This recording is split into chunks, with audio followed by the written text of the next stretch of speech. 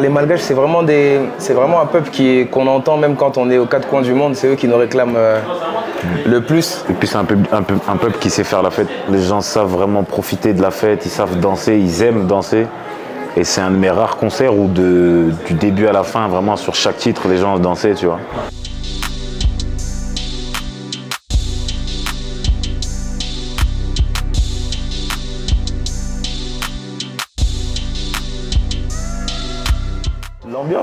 L'ambiance, la générosité. Le peuple nous a toujours accueillis à bras ouverts.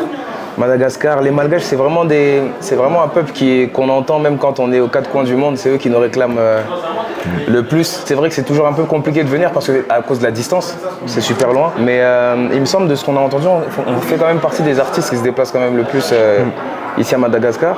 Et c'est toujours pour cette raison-là. Le fait de recevoir cet amour, on a juste envie de rendre, on a juste envie de partager cet amour. Madagascar, ça se développe aussi super vite. Tu pars 6 mois, tu reviens, c'est un autre pays. Et puis c'est un peuple qui sait faire la fête. Les gens savent vraiment profiter de la fête, ils savent danser, ils aiment danser. Et c'est un de mes rares concerts où du début à la fin, vraiment sur chaque titre, les gens dansaient, tu vois. Il n'y a pas eu un moment où l'énergie est redescendue. Et moi, c'est vraiment le souvenir que je garde. J'étais venu à l'époque avec mes danseuses et tout, donc on avait vraiment fait un show, tu vois, danse.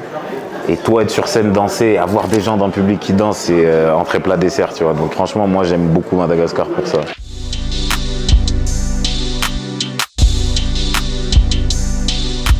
Madagascar, c'est avant tout ma terre natale. Je suis né ici, j'ai grandi un petit peu ici avant d'aller à l'île de la Réunion.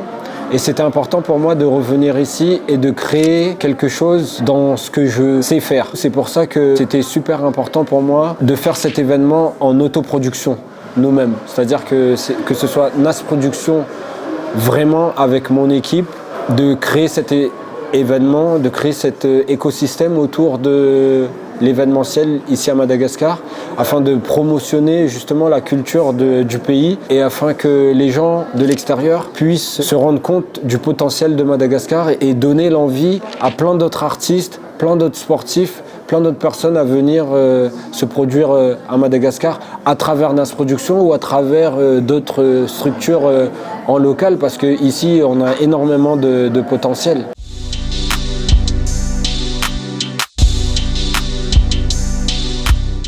C'est la musique qui a fait en sorte qu'on se rencontre. Nasser était déjà dans le business depuis longtemps, avant moi même. Et ben ça a été une des premières personnes à croire en moi, à croire en nous. Tu vois. Nasser, c'est le numéro 1 incontestable en ce qui concerne le booking des artistes dans le monde entier.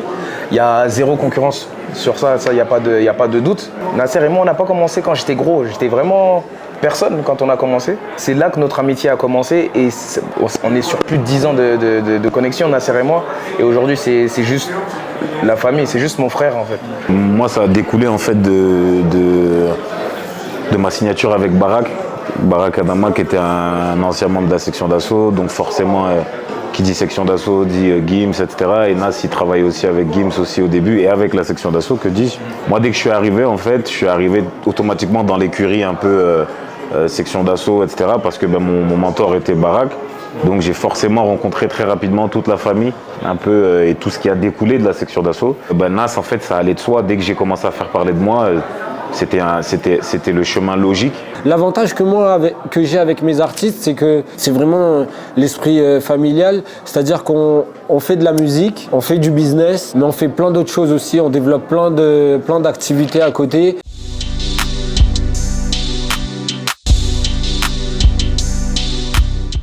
Les mêmes sons ne touchent pas forcément tout le monde et les mêmes sons ne sont pas reçus de la même manière. La manière dont les Américains prennent certains sons, ils ont un flow, ils ont leur manière de danser à eux sur certains sons qu'il n'y a que aux États-Unis que tu vois ça. Tu vois, c'est-à-dire qu'on va chanter Jaloux, quand je vais chanter Jaloux, ils vont être comme ça, ils vont bouger comme ça, tu vois. En France, ils vont pas bouger comme ça, par exemple. Et en Afrique, ils vont bouger comme ça, tu vois, ils vont bouger comme ça. C'est juste la vibe qui est différente, tu vois. Ils reçoivent pas les sons de la même manière. Et l'Afrique, c'est le continent mer, tu vois. C'est la musique vient d'ici, tu vois. Et donc, juste le fait de revenir en Afrique et de pouvoir chanter les sons, et surtout avec les sonorités que Taïk et moi on a, qui sont très afro, C'est juste revenir à la base, tu vois. Et moi, je dirais qu'il y a un décomplexe aussi. Aux États-Unis, il y a un vrai décomplexe de la fête, de l'ambiance. Juste avant le concert, on est allé manger un bout, boire un verre dans un espèce de mini-club. C'était même pas vraiment un club, tu vois. Et tu avais plein de groupes de filles, tu vois, qui étaient là, entre filles, et qui dansaient, qui avaient vraiment pas de complexe. Et c'était des anniversaires, en fait, tu vois. Il y en avait une qui fêtait son anniversaire là, une qui fêtait son anniversaire là. Et on était très peu dans l'endroit, mais elles ont retourné le club comme si c'était un truc fou, parce qu'en fait, elles n'ont pas de complexe. Elles vont danser, qu'il y ait des mecs dans la salle, qu'il y ait d'autres meufs dans la salle qu'elles ne connaissent pas. En fait, elles vont juste s'amuser. Et ça, je pense que ça se retrouve aussi dans les concerts. Le show qu'on a fait à Miami, moi, j'ai rarement fait un show comme ça. Que ce soit showcase, que ce soit peu importe, j'ai rarement fait un show où vraiment les gens dansent autant que moi dans le public, tu vois. Donc il y a un des complexes qu'on a malheureusement un peu en Europe et notamment en France, où on veut pas trop danser, ou peut-être on sait pas forcément danser ou quoi, je sais pas, mais en tout cas il y a un truc qui explose vraiment aux États-Unis en tout cas, et aussi en Afrique, tu vois.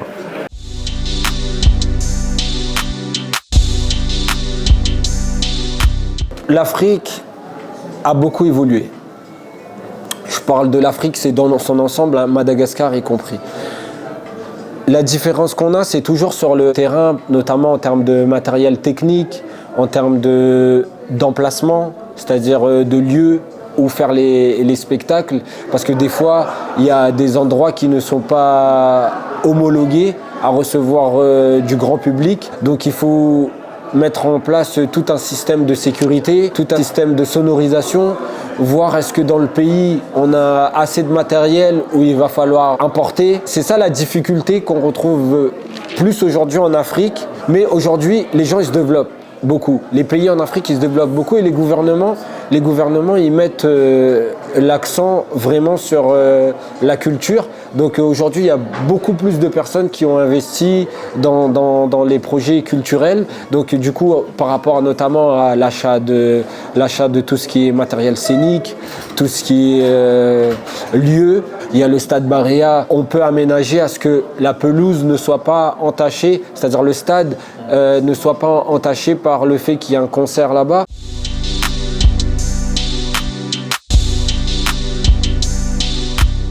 À terme, moi, mon but, c'est de créer un festival ici. Parce que je travaille sur déjà plusieurs festivals en Afrique aujourd'hui, notamment un festival au Bénin qui s'appelle Wilovea. C'est un très gros festival. Je collabore aussi en Côte d'Ivoire avec le Mother Africa Festival, où c'est moi qui m'occupe de la programmation. Donc à terme, j'aimerais vraiment créer un festival ici à Madagascar. Mais avant ça, mettre en place 2 à 3 événements par an.